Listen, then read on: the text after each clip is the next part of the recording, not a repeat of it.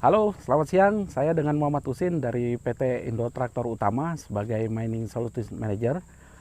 Saat ini di belakang saya ada satu unit yang sangat tangguh, yaitu K440 6x4 dengan aplikasi 30 metrik kubik dump truck.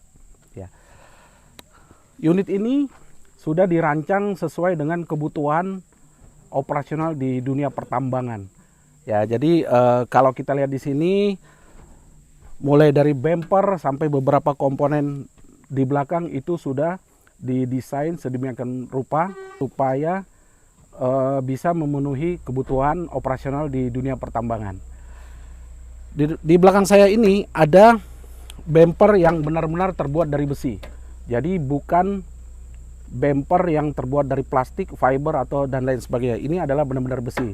Jadi ada 3 partisi, ya, 3 partisi.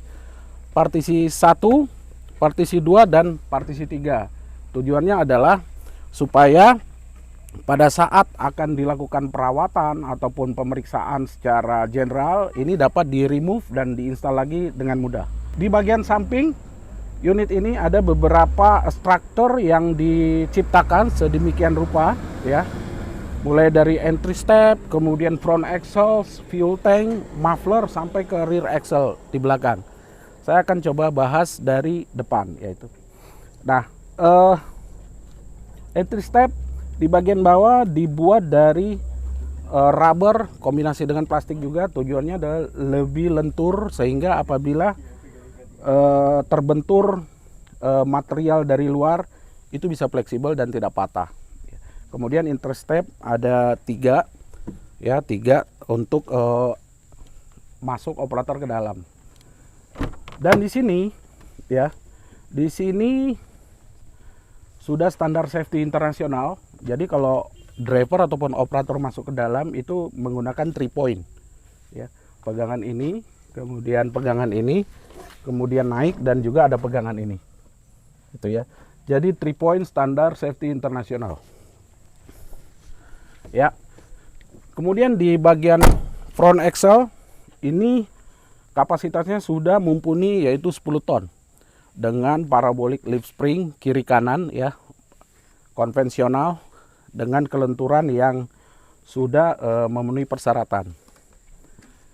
Kemudian di sini kita sematkan juga safety device untuk LOTO, ya, LOTO lockout, take off, emergency stop engine, dan juga untuk isolasi pada saat teknisi melakukan pekerjaan. Ya, jadi di sini ada, bisa dibuka, kemudian ada switch dan juga dipasang gembok untuk lock isolation systemnya. Kemudian di bagian sini, ya, di bagian sini ada satu exhaust system ataupun muffler ataupun knalpot didesain secara vertikal, ya, sesuai dengan kebutuhan di dunia pertambangan, ya, dengan structure ataupun bracket yang sudah diperkuat. Di silencernya seperti ini, kemudian bracket, nuts, spacer dan lain sebagainya sudah proper. Nah, kemudian di sini ada mainframe, ya. Kemudian ada subframe, ada beberapa bracket, fastener yang betul-betul didesain sesuai dengan standar pabrikan factory, ya.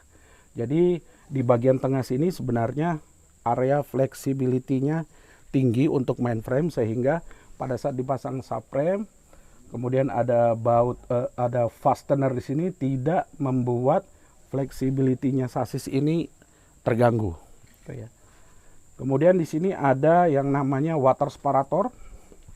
Water separator sudah didesain easy to access, ya, untuk teknisi, untuk maintenance, dan juga posisinya tidak mengganggu komponen-komponen yang lain di sekitarnya. Fuel tank benar-benar dibuat dari steel atau besi, gitu ya, sehingga pada operasional ini tidak menggunakan tangki fuel tank aluminium, ya, tapi menggunakan besi, supaya apabila terjadi benturan, ya, dari luar kemudian perlu di repair, perlu di welding, itu dapat dilakukan dengan mudah dan biaya yang ekonomis. Ya. Kita lanjut ke sini. Pada unit ini kita juga sematkan yang namanya additional water separator. Ya, additional water separator dengan dimensi seperti ini, mengingat dan juga untuk menjaga kualitas bahan bakar yang masuk ke dalam engine yang dikonsumsi itu betul-betul bersih dan steril. Ya, yaitu fuel water separator dengan dimensi yang sebesar ini, gitu ya. Kemudian di sini ada yang berwarna kuning. Yang berwarna kuning adalah stand pada saat dam body ini di lifting ke atas. Kemudian perlu dilakukan pemeriksaan standar safety internasional. Harus ada stand dengan maksimum capacity yang ada di bracket ini. Kita lanjut ke rear suspension. Rear suspension untuk unit ini sudah heavy duty menggunakan rear axle load 38 ton. Jadi menggunakan spring parabolik, bushing pivot yang free maintenance, tidak menggunakan oli, tidak menggunakan grease, hanya menggunakan rubber di tengah, sehingga pada saat maintenance hanya perlu retorque dan visual check, sangat mudah. Ya. Kemudian di sini ada final drive dengan rasio tertentu, ya. Rear axle drive-nya rasio 7.21, kemudian direduksi lagi sebelum putaran menuju ke ban, sehingga torque ataupun kekuatannya direduksi di sini bisa lebih bagus. Dengan desain dam body seperti ini memerlukan mekanisme yang cukup unik, tetapi desain ini merupakan desain yang umum di dunia pertambangan. Yang pertama adalah tailgate lock. Tailgate lock seperti ini, ya. Jadi pada saat dia di dam berapa derajat tertentu, tailgate locknya itu terbuka secara otomatis, sehingga tidak perlu lagi orang ataupun petugas yang perlu buka pada saat dumping, ya. Jadi itu tidak safety. Jadi ini didesain proper, lebih safety. Ya. Di sini ada rantai, ya. Ini ada rantai untuk mengikat ke sasis dan juga tailgate lock, sehingga pada saat dumping ini tertahan dan tailgate lock terbuka. Oke. Pada rear suspension ini disematkan rear stabilizer. Rear stabilizer ini cukup besar, ya, cukup besar, dan untuk menjaga stabilitas daripada unit ini pada saat melewati inklinasi ataupun elevasi jalan yang bervariasi, sehingga menjaga kestabilan unit ini. Terus kita lihat di sini ada chamber brake. Setiap axle ada chamber brake, setiap roda ada chamber brake untuk pneumatic system pada brake-nya sendiri. Kemudian di subframe bagian belakang ini sudah disematkan juga beberapa bracket dengan welding kategori yang sudah memenuhi persyaratan. Jadi tidak asal buat tempel seperti itu, tetapi sudah harus lakukannya seperti ini, dan juga diameter lingkaran yang sudah sedemikian rupa. Kita lihat propeller sub ataupun as ini bukan propeller sub yang kecil, ini besar, ya. Jadi dengan maksud mendeliver putaran dari transmisi output menuju diferensial dengan kekuatan logam yang luar biasa, sehingga tidak ada lagi yang namanya propeller sub putus, pemuntir, apalagi retak, gitu ya. Nah, kalau saya lihat di sini lagi, di sini ada satu hydraulic pump, ya, satu hydraulic pump yang dipasang di belakang transmisi. Ya, belakang transmisi melalui satu PTO yang cukup simpel, kecil, tidak berat, ya. Jadi hydraulic pump ini mendapatkan putaran dari transmisi, kemudian mensuplai oli dari tangki di atas, ya, menuju hoist untuk dumping. Oke, kita lanjut ke bagian tangki dan bracket ini. Heavy duty truck menggunakan pneumatic system untuk brake systemnya, ya. Jadi sini ada beberapa tangki, 1, 2, 3, gitu ya. Front brake circuit dan rear brake circuit. Di sini ada APM, Air Production Management, di mana untuk produksi daripada angin untuk brake system itu dikontrol melalui elektronik ya.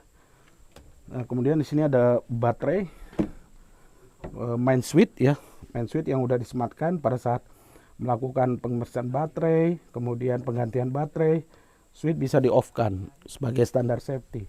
Dan kalau kita lihat bracketnya di sini, ini sangatlah kokoh. Jadi ada lekukan-lekukan yang dibuat seperti ini dan juga ada anti slip plate di atas untuk teknisi ataupun operator memeriksa kondisi di atas. Ini adalah hydraulic tank yang ada hubungannya dengan pompa tadi di bawah. Jadi ini tangki untuk support mendukung oli hydraulic system untuk mendorong hose ke atas pada saat dumping. Ya, secara umum seperti itu. Kemudian satu lagi yang paling penting di Renault Truck ini ya, air cleaner yang kita lihat ini, saringan udara tidak ditempatkan di tempat sini ataupun di bagian bawah, ditempatkan di atas. Tujuannya adalah supaya terhindar dari benturan-benturan material dari luar, kemudian temperaturnya tetap hangat sehingga tidak lembab, dan juga dekat dengan siklon yang ada di atas, lebih efisien. Ya.